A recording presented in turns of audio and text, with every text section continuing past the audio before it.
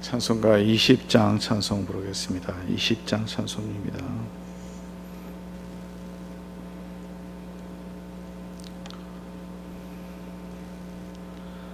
큰 영광 중에 계신 주 나 찬송합니다.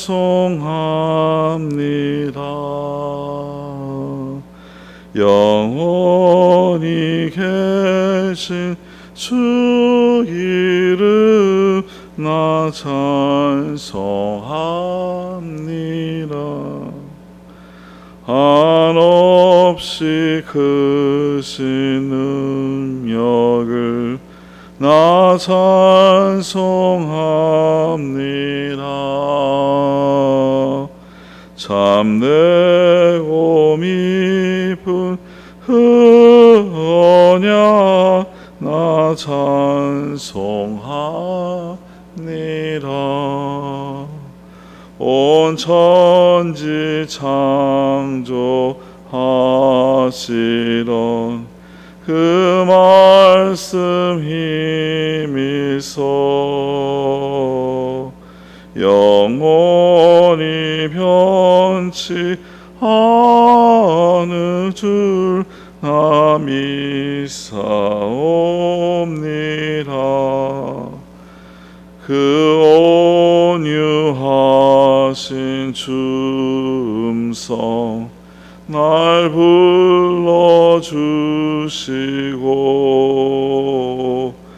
그 품에 품어 주시니 나 찬송합니다. 아멘. 하나님의 말씀 출애굽기 34장 1절에서 9절 말씀입니다. 출애굽기 34장 1절에서 9절 말씀입니다.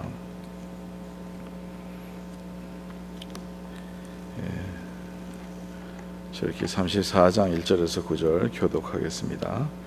여호와께서 모세에게 이르시되 너는 돌판 돌을 처음 것과 같이 다듬어 만들라. 내가 깨뜨린 처음 판에 있던 말을 내가 그 판에 쓰리니. 아침까지 준비하고 아침에 시내산에 올라와 산 꼭대기에서 내게 보이되 아무도 너와 함께 오르지 말며 온 산에 아무도 나타나지 못하게 하고 양과 소도 산 앞에서 먹지 못하게 하라.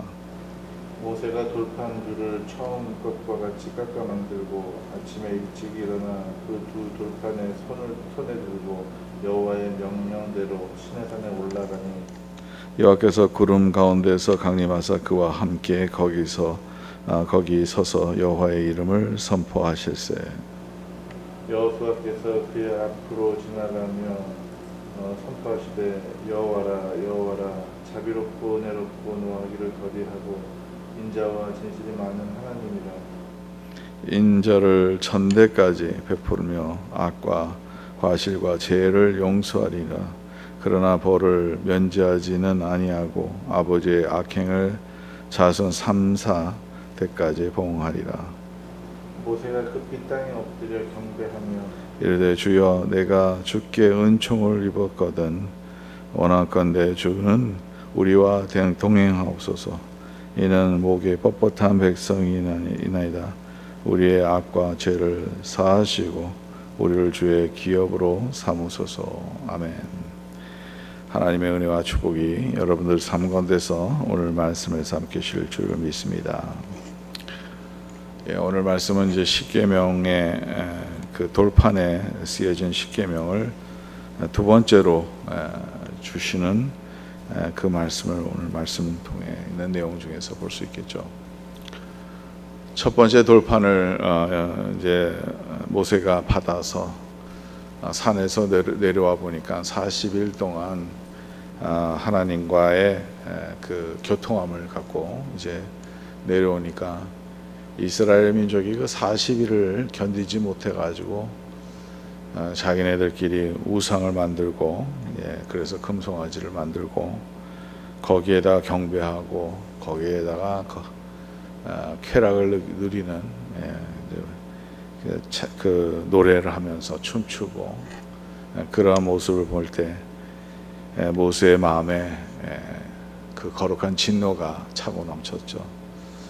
그래서 이 돌판을 그 금송아지 있는 데다 던져서 이 돌판이 깨지게 되는 것이고, 이스라엘 백성이 그래서 십계명을 받아야 되는데 그를 못 받은 그런 상태였습니다.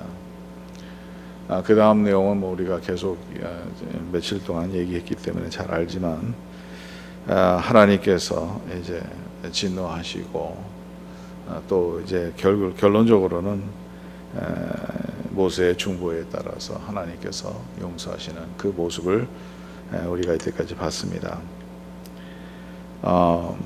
이제 두 번째로 다시 한번 하나님께서 모세에게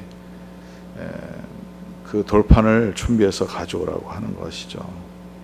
거기에 하나님께서 친히 쓰시고 돌판을 다시 한번 그 십계명이 담은 돌판을 보관할 수 있도록 하나님께서 주시는 그 말씀을 가질 수 있도록 기회를 주십니다.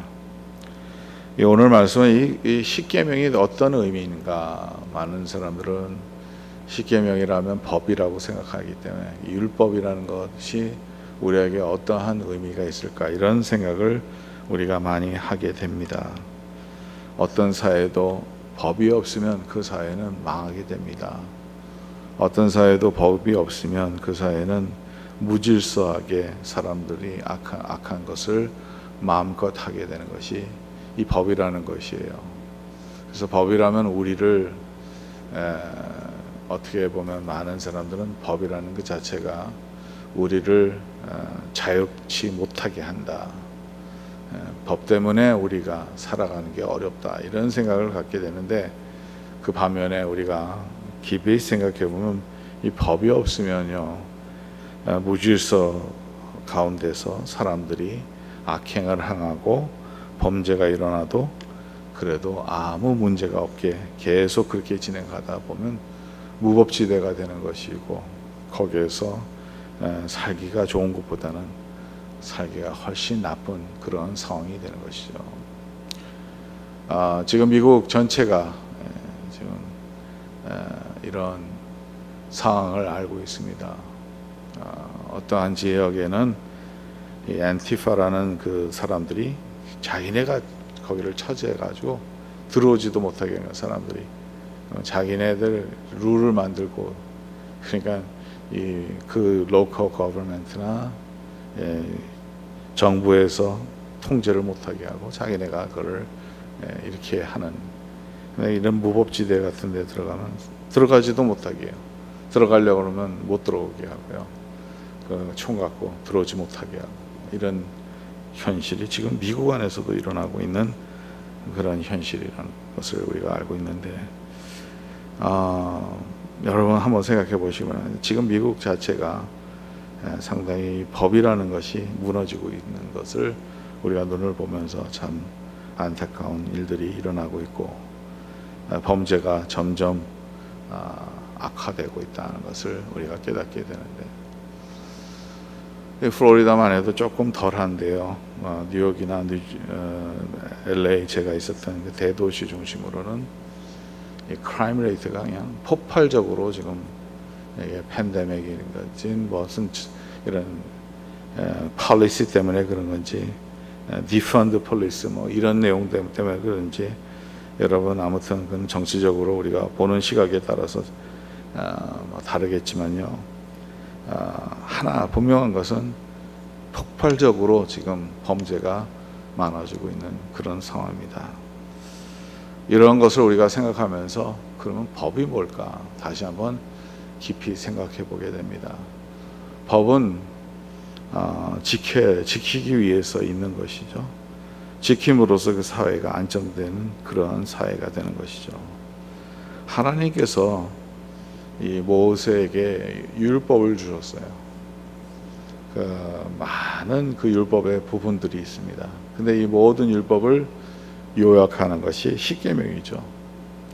그래서 십계명을 이스라엘 백성에게 주셨는데, 이 십계명이라는 것은 그래서 우리를 그것을 명령이기 때문에 우리가 꼭 지켜야지만 되니까 이 명령을 지키는 것이 무슨 의미가 있을까? 죄를 얘기를 하는 거고, 거기에서 죄를 알게 하는 거고, 그 죄를 짓지 말라고 하기 위해서 주신 건데, 결론적으로 말한다면 이 법을 주시는, 십계명을 주시는 것은 우리에게 큰 은혜라는 거예요. 하나님께서 법 주신 것은 우리가 그 법을 잘못 어겼을 때 그거를 그 기준으로서 우리를 벌하기 위해서 주신 것이 아니고요. 하나님께서 주신 것은 그 법을 지켜서 그 사회뿐만 아니라 하나님의 백성이 올바르게 살라고 주신 거죠. 그래서 우리가 이거 신앙으로 봤을 때는 이 십계명은 우리에게 은혜라는 거예요. 우리가 하나님의 생명을 체험할 수 있도록, 우리를 벌하기 위해서 주신 것이 아니라 그 대신 우리가 잘못하면 반드시 벌이 있는 것이죠.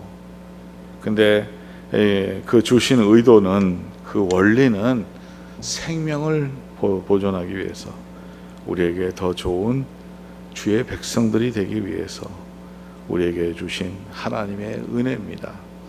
그래서 율법은 우리를 구속하고 우리를 힘들게 하고 하는 게 아니라, 율법은 오히려 우리에게 은혜를 베풀기 위해서, 우리가 하나님의 백성으로서 살기 위해서 주신 것인데, 그런데 생각해 보세요. 십계명을, 그 돌판을 이스라엘 백성이 죄를 짓고 있기 때문에 그거를 모세가 던짐으로써 깨졌던 거죠. 하나님의 백성이요, 율법을 받을 수 있고 율법을 지킬 수 있는 것은 하나님의 은혜라는 거예요.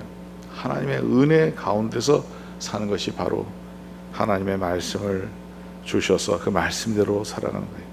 오늘날도 이 말씀은 우리에게 주시는 것은 은혜라는 거죠. 하나님의 말씀이 있는 것은 우리에게 큰 은혜입니다. 말씀이 없으면 우리는 우리의 삶이 아무 의미가 없고, 말씀이 없으면 우리는 행복해질 수도 없고, 말씀이 없으면 우리를 지킬 수도 없는 것이라는 것을 우리가 다시 한번 깨닫기를 간절히 바랍니다. 그러므로써 하나님께서 다시 이 돌판을 가져오라는 거예요. 거기에서 하나님께서 쓰시고 우리에게 이 십계명을 다시 한번 주신다는 거예요. 이것은 하나님과 하나님의 백성의 관계가 다시 그대로 돌아간다는 거예요. 하나님은 우리의 하나님이시고 우리는 하나님의 백성이고, 그래서 하나님의 말씀대로 살아가는 거예요. 우리가 말씀을 지켜서 구원받는 게 아니라 우리가 구원을 받았기 때문에 말씀을 받는 거예요. 하나님의 백성이 되기 때문에 하나님의 말씀대로 살아가는 거죠.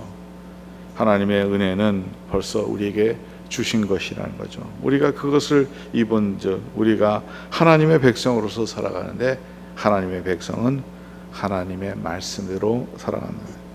나중에 기회가 되면 이제 십계명에 대해서 제가 시리즈로 설교를 하려고 하는데, 이 십계명이 도대체 우리가 어떤 의미가 있는지 우리가 하나하나 생각해 보면서 참 은혜를 받기를 원합니다. 이것은 바로 우리에게 은혜로 주신 말씀이라는 거예요. 그래서 오늘 두 번째 돌판을 만들라, 그리고 거기에 하나님께서 말씀을 주시겠다. 이것은 바로 우리에게 세컨드 찬스가 있다는 거예요. 오늘 설교 제목도 세컨드 찬스인데, 우리에게는 하나님께서는 언제나 세컨드 찬스를 주십니다. 우리가 그런 찬스가 없다 그러면 우리는 참 불행한 사람이 되는 거죠. 세컨드 찬스를 준다는 거예요. 부모와 관계도 그렇습니다. 자녀가 잘못하면 부모는 그거를 용서하죠. 용서하지 않으면 그 관계가 참 힘들어지는 거겠죠. 그러나 그때 잘못할 때는 야단도 치고 따끔하게 야단치고 아이들이 올바른 길로 가는 것을 부모가 원하는 것이지만, 만약에 세컨드 찬스를 주지 않는다면 그거는 참 힘들어지죠. 하나님께서는 바로 우리에게 기회를 다시 주시는 분이라는 거예요. 언제나 기회를 다시 주셔요. 길을 다시 열어주셔요. 우리가 하나님 앞에 올바로 설 수 있도록 하나님께서 늘 인도해 주시는 하나님이라는 것을 다시 한번 깨닫게 됩니다. 6절에서 9절에도 이러한 생각을 가져서 이해를 하면 훨씬 더 쉽게 이해를 할 수 있습니다. 6절에 보니까 여호와께서 그 앞으로 지나가시며 선포하시되 여호와라 여호와라 자비롭고 은혜롭고 노하기를 더디하고 인자와 진실이 많은 하나님이라. 여기 보세요. 하나님은 하나님 자신이 나 여호와라 여호와라 하나님이라 하나님의 이름에 대해서 얘기를 하는데 그 하나님은 어떤 하나님이냐? 자비롭고 은혜롭고 노하기를 더디하시고 인자와 진실이 많으신 분이다. 이렇게 표현을 하고 있어요. 인자와 진실이 많을 뿐이 계세요. 그냥 그 영원하시죠. 주의 인자하심이 영원함이로다. 시편 기자는 계속 그렇게 찬양하지 않습니까? 7절 내용을 그래서 우리는 그 내용과 연결해서 이해를 해야 돼요. 7절에 보니까 인자를 천대까지 베풀며 악과 과실과 죄를 용서하리라. 그러나 벌을 면제하지는 아니하고 아버지의 악행을 자손 3, 4대까지 봉하리라. 지난번에도 제가 이 내용에 대해서 얘기를 했어요. 그러면 하나님께서는 1000대까지 그 사람이 잘하면 1000대까지 은혜를 베풀어 주시는데 악을 행하면 3, 4대까지 그거를 보응하신다 해서 그러면 악을 행한 사람에게 그 아들에게도 벌을 주시고 그 아들에게까지 또 벌을 주시고 한 3대나 4대까지만 벌을 주신다. 이렇게 이해를 하면 이 본문의 그 초점을 이해를 하지 못하게 되는 것이죠. 이 내용들이 성경에 부분적으로 나와요. 근데 여기에서 나오는 것을 한번 좀 생각해 보세요. 한 사람이 잘못했어요.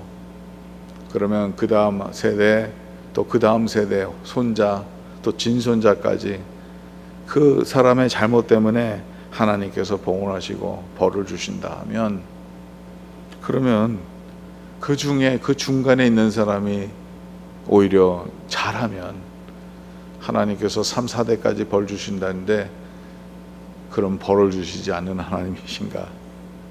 그 반면에 거꾸로 생각해 보세요. 1000대까지 하나님께서 인자를 베풀어 주신다는데 1000대까지 한 사람이 잘하면 1000대까지 하나님께서 그 사람에게 은혜를 주신다고 해보세요. 그러면 그 아들이나 그 다음 아들이 죄를 짓게 되면 그러면 어떻게 됩니까? 1000대까지 하나님께서 은혜를 베풀어 주신 하나님이신데 그 손자가 예를 들어서 죄를 짓게 되면 어떻게 됩니까? 1000대까지 주셔야 되는데 은혜를 주셔야 되는데 혼돈되죠. 하나님께서 그러면 1000대까지 은혜를 주신다 그러면 그 죄를 덮어주신다는 겁니까? 아무리 하나님만을 바라보고 살아간다는 가정이라도 그 후손들 중에서 잘못 나갈 수 있는 사람도 있죠. 그렇죠. 그렇지 않겠습니까? 이 본문을 우리가 그래서 문자 그대로 이해를 하다 보니까 자꾸 이상한 해석들이 나오는 거예요. 여기에 나오는 의도는 뭐냐면 우리가 또 말씀과 또 비교를 해야 되고 전체적인 말씀 얘기를 해야 되는데 에스겔서 18장 20절은 이렇게 얘기를 하고 있습니다.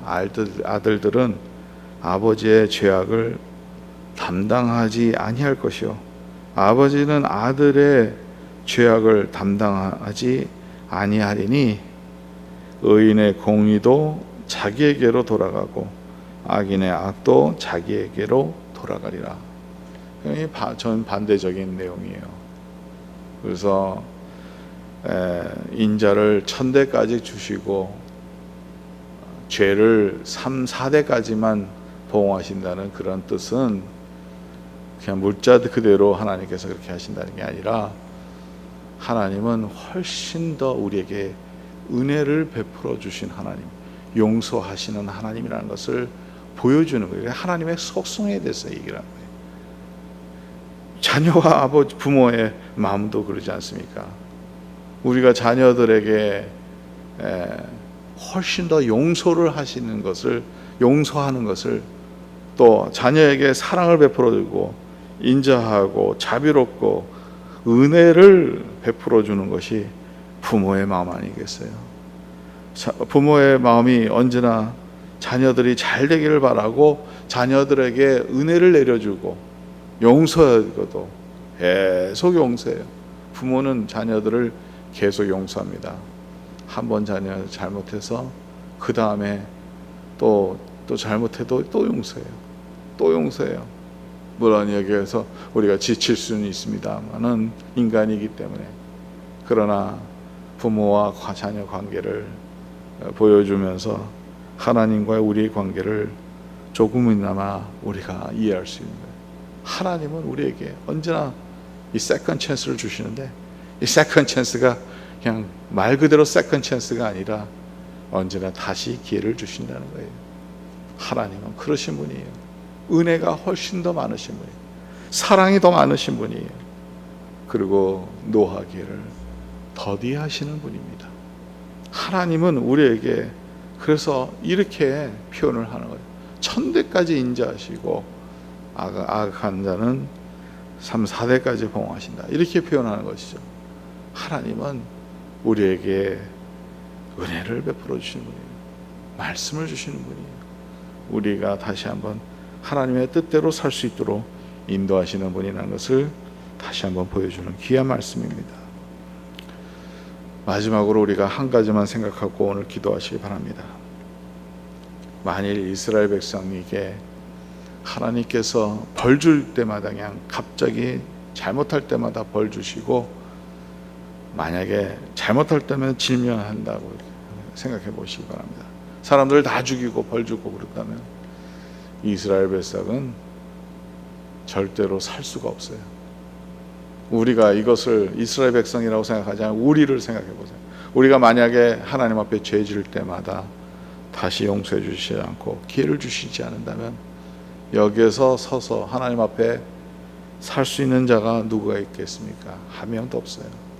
우리는 그 벌에 다 죽을 수밖에 없는 우리의 모습이죠. 그런데 그러한 존재를 하나님께서는 독생자 예수를 보내셔서 우리의 이러한 존재를 하나님께서 끊임없이 사랑하시고 끊임없이 돌보시고 끊임없이 우리의 삶 가운데서 은혜를 베풀어 주신 하나님을, 오늘도 저와 여러분들은 그 하나님을 찬양하고 경배하고 하나님을 섬기는 그러한 모습이 오늘 우리 안에 있기를 간절히 바랍니다. God of second chance, 하나님은 우리에게 second chance를 주십니다. 이 second chance가 제가 말씀드렸던 것처럼 한없이 주시는, 다시 우리에게 주실 때, 이 기회를 주셨을 때 우리는 다시 이 기회를 감사함으로 주님 앞에 더 주님의 자녀답게 살아가는 우리의 모습이 되기를 바랍니다. 찬양하라 내 영혼아, 찬양하라 내 영혼아, 내 속에 있는 것들아 다 찬양하라. 감사라 내 영혼아, 감사라 내 영혼아, 내 속에 있는 것들아 다 감사하라.